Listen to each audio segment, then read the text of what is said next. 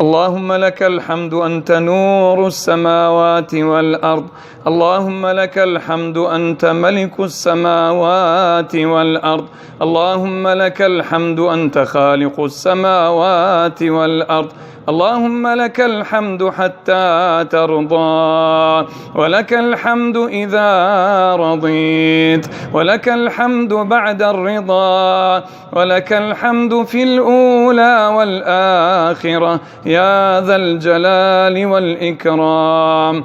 اللهم اهدنا فيمن هديت، اللهم اهدنا فيمن هديت، وعافنا فيمن عافيت، وتولنا فيمن توليت، وبارك لنا فيما أعطيت، وقنا واصرف عنا برحمتك شر ما قضيت، فإنك تقضي بالحق ولا يقضى عليك، إنه لا يذل من واليت ولا يعز من عاديت، تباركت ربنا وتعاليت، ولك الحمد على ما أعطيت. اللهم لك الحمد على ما أعطيت، ولك الشكر على ما أنعمت به علينا وعلى ما أغنيت. نستغفرك اللهم من جميع الذنوب والخطايا ونتوب إليك. اللهم تقبل منا صيامنا، اللهم برحمتك تقبل منا صيامنا، اللهم تقبل منا صلاتنا، اللهم تقبل منا قيامنا، اللهم تقبل منا دعاءنا، وتجاوز عن سيئاتنا، وتوفنا مسلمين. اللهم الحقنا بالصالحين برحمتك يا أرحم الراحمين.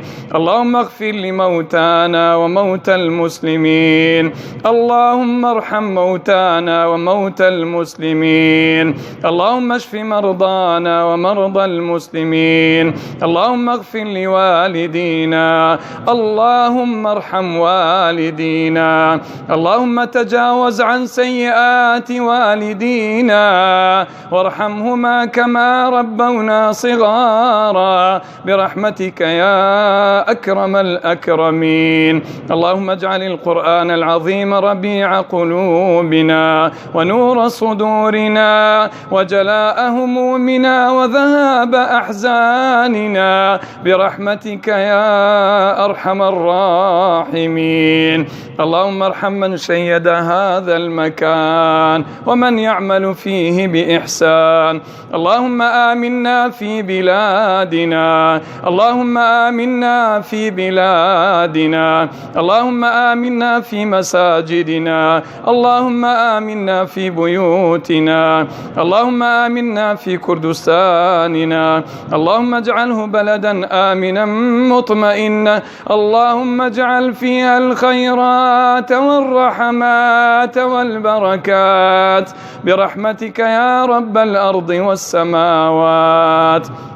سبحان ربك رب العزة عما يصفون، وسلام على المرسلين، والحمد لله رب العالمين. وصلى الله على نبينا محمد وعلى آل محمد وصحب محمد ومن تبعهم بإحسان إلى يوم الدين.